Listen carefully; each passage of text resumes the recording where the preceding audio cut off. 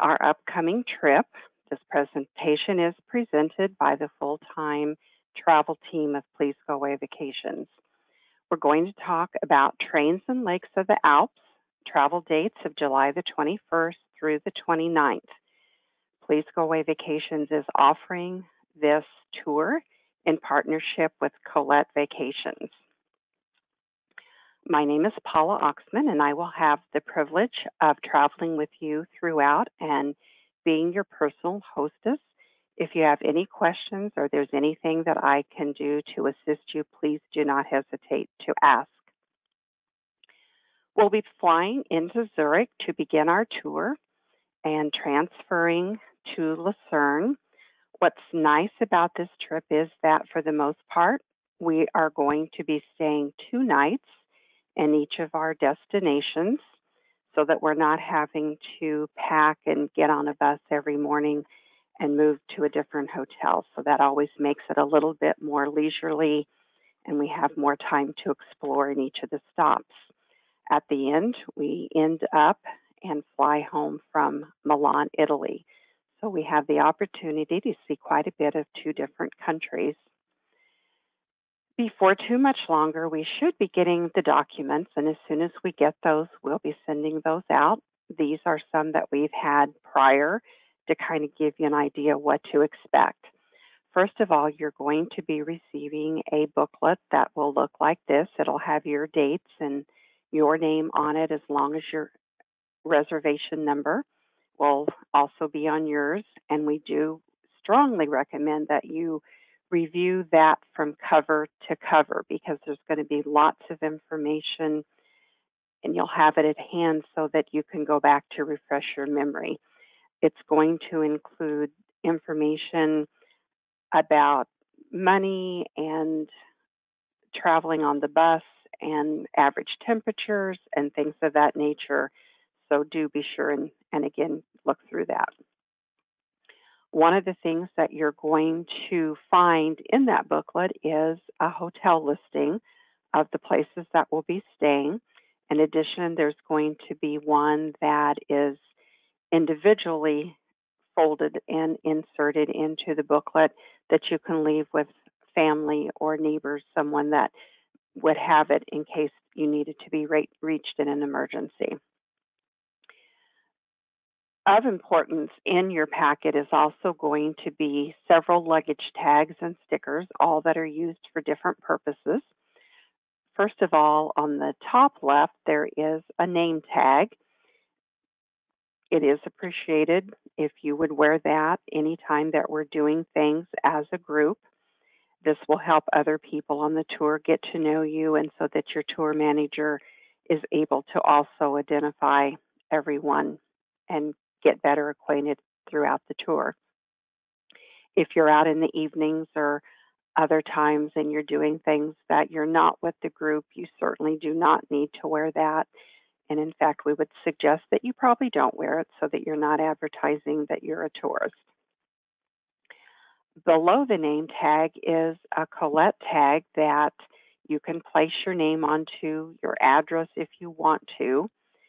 That one on the other side will have lines, and that one is the one that the tour manager and the driver will place our room numbers on so that our bags will find their way as we change hotels into our rooms when we get there. This one is not real sturdy and may not withstand the airline's handling, so you're not going to put that one on your bag until we get to our first hotel. So do not place that one on your bag prior to leaving home. The one on the right-hand side, and I think they may be just a little bit different now than what they were previously, but it's basically the same thing. It's going to say Colette on one side, and on the other side there is a place for your name and address.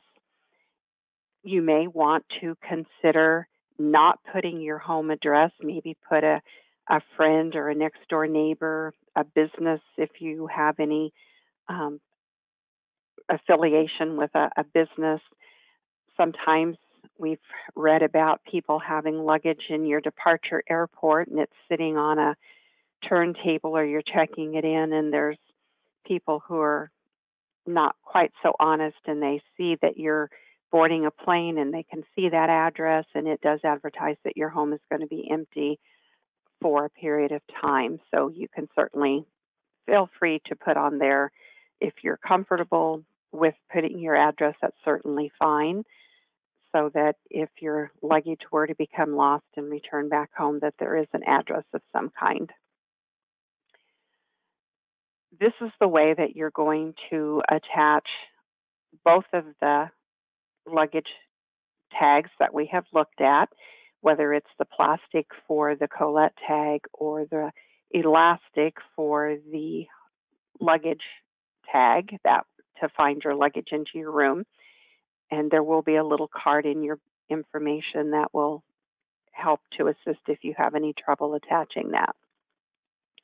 You're also going to get several of these bright green stickers.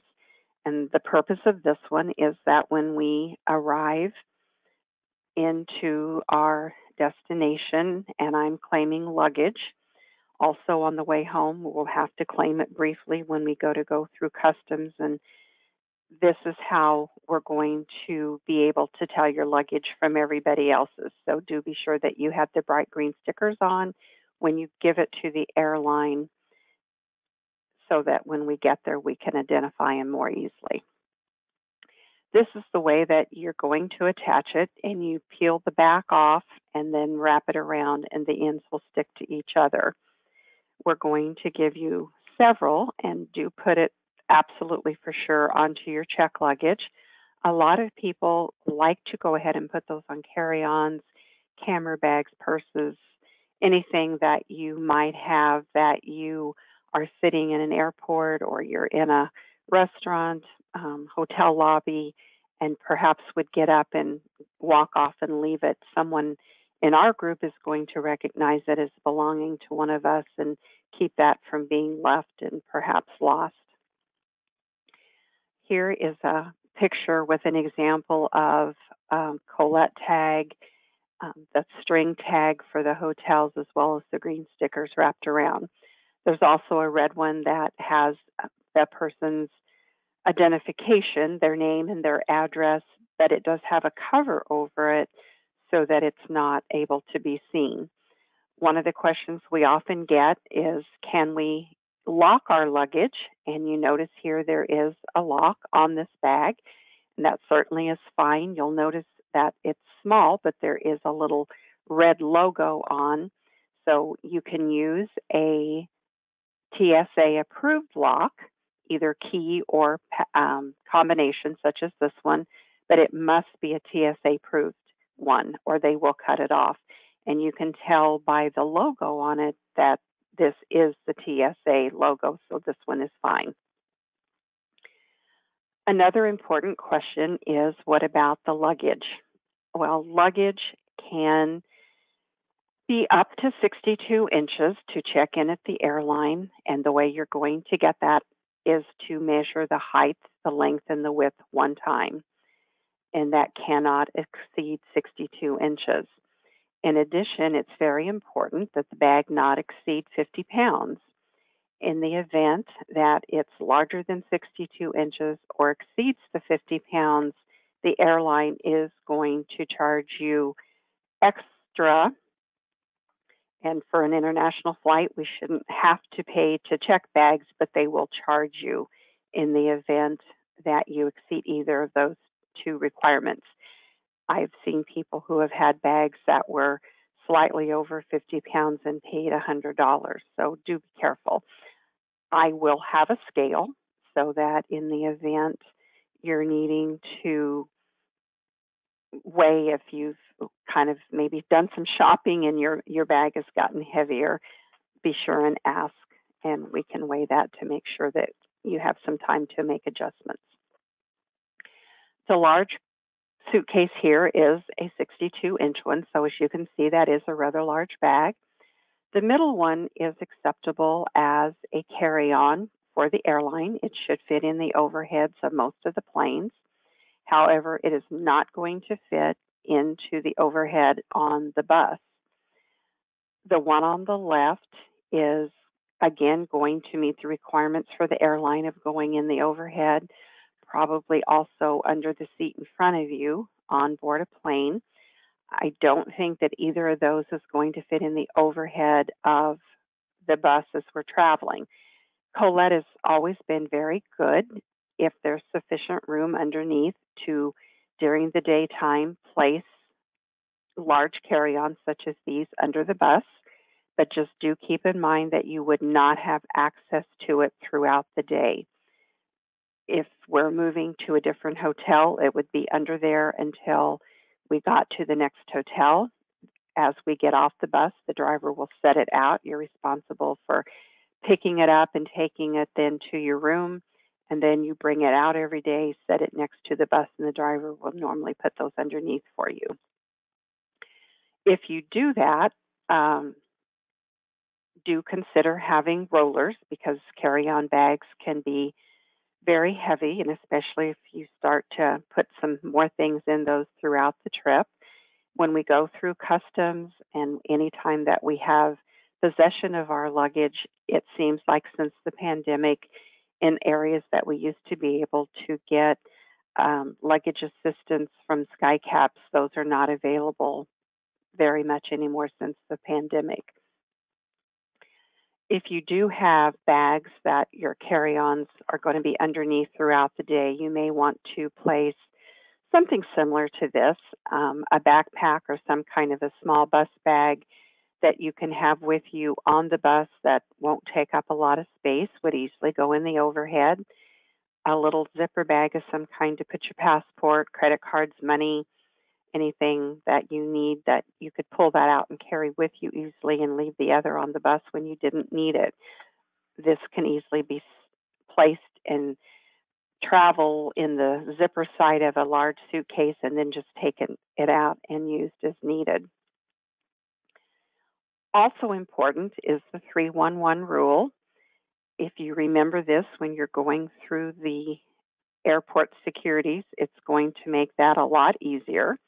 What this means is that the airlines, because of TSA requirements, do not allow you to take on liquids or gels that are in any containers that are larger than 3 ounces.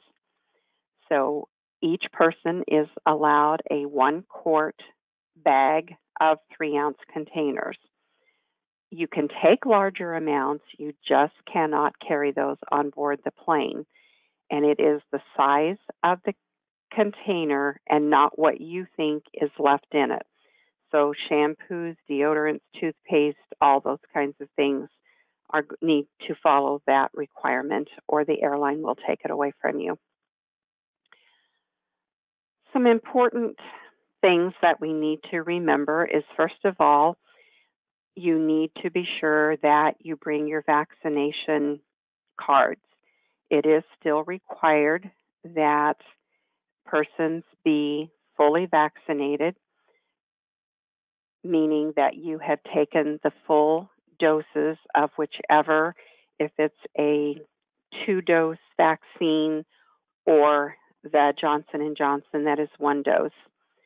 It is strongly recommended that you also have a booster. That has been changing in some destinations, and should that have any changes here as we prepare to go, we will advise you of that. So it is good if you have that and then you're prepared. Be sure that you take your passport. That's another very important thing that you absolutely must have with you, and carry that with you at all times in a very safe place. Also, it's recommended that you have a copy of it with you somewhere else on your body, not with the passport, so that should it become lost or stolen, it's a little bit easier to get that replaced if you have a copy with you. Our temperatures, as you get ready to pack, you're going to need to remember that we're going to have some days that are at higher elevations, which is going to mean that it's going to be cooler. So you're going to want to be sure to bring light jackets, sweaters, Some fleece or even wool is recommended. It can obviously sometimes have some days that it's cool and rainy, so be sure that you pack a light raincoat, an umbrella, waterproof shoes, things of that nature. And layers are always good so that as we travel to various locations, change altitudes or weather changes, that you can add to or take away from what you're wearing quite easily to maintain a level of comfort. On board buses, oftentimes when we're traveling, it can be cool, especially if you happen to be in the seat by the window where the air comes up on you. A wrapper, some kind that you could place around your shoulders, would probably be a good idea. When traveling to Europe, the voltage for any of your electrical things is different. The voltage is 220 or 230. So what you're going to need to do is to use a adapter to make it fit into the plugs. If you have some appliances like curling irons and things are already made to be either, so you don't have to convert them.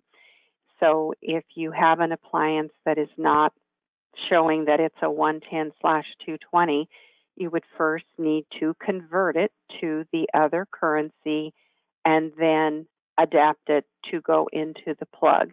So if you have any questions about anything like that, you can certainly give us a call and ask questions. If you travel with a sleep apnea machine, remember to bring an extension cord along with your adapter and voltage converter so that you can be sure and have that to work for you. The luggage there that he has is way too much. The airline is going to allow us to take one large bag and a carry on and a personal item. And also, when we're on the tour allows one checked bag per person. So be sure that you don't overpack and bring all that because you would be charged extra on tour if you have more than what you can handle and need assistance getting it in and out of the hotels. Travel throughout our tour is going to be casual. It's always good to bring more than one pair of shoes so that if something happens that a heel comes off or they become wet and you need to let them dry out and wear something else, you have more than one.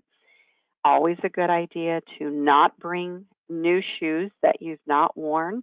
If you're getting new shoes prior to the trip, it is recommended that you wear them several times and walk in them quite a bit so that they get broke in and you're not getting blisters when you start to wear them on a tour.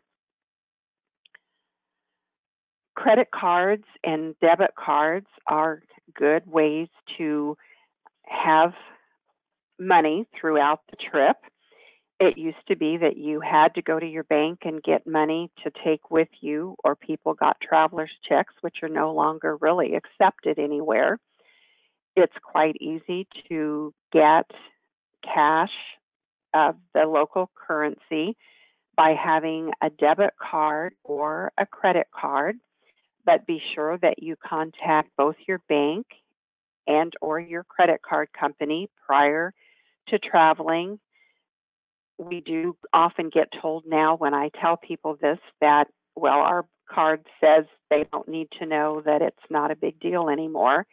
My credit card company does still want to know. In fact, even when I'm traveling within the United States and I'm out of a local area across the United States in another area, they do want to know that ahead of time. So if in doubt, I would let them know. It's better for them to say we don't need to know than to not do it and assume and then find out when we get on the trip that they're not accepting your card. Currency that we're going to need for our trip is going to be euros, except in Switzerland, which is going to be the Swiss franc. What has been the case in the past, I think in Switzerland, we're going to find that there may be some places that would take euros, but it seems like they usually then will give you the change back in the Swiss francs. So we're probably going to need a little bit of both of those. And then again, credit cards, debit cards are also useful as opposed to carrying a lot of money. The document booklet is going to also give you some ideas of what to expect in the way of when we buy meals that are not included. And your documents will tell you again which meals, breakfast daily, and there's quite a few dinners that are included. Lunch is normally not, and it will give you an idea of what to plan for in the way of the cost for those meals that are not included to kind of help you plan. So we talked about nothing formal. Other things that you may want to think about is there's probably going to be some places that we're going to need to wear masks on the tour, and that's going to be told to us each time that we're going somewhere. If there's a requirement, our tour manager will be on top of that and let us know. So do bring a mask from home.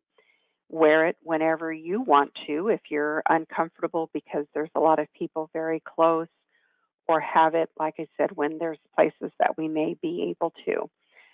Be aware of being close to people. Anytime that you're not able to socially distance and we're standing in lines, if you're more comfortable, feel free to wear it whether or not it's included. On planes and things, it's not been required since I think about April. I did notice when I traveled in April that although we didn't have to, there were quite a few people who did. Be sure and always wash your hands as often as possible. Carry disinfectant with you. That's something that you can get small bottles that TSA will let go through security, and be sure that you're careful to keep your hands away from your face and clean them. It's always good to be sure and drink a lot of fluids when you're traveling, and be sure and get up and move around on the flights as opposed to just sitting throughout. So do let us know if you have any questions whatsoever. The rules have been provided so far in memos, and we do not have to be tested at this time before we go. And I'm sure most of you have heard that as of June the 12th, we will not have to be tested to return back to the United States. So with that being said, I think if we follow all these rules and do everything possible, we'll have a wonderful trip.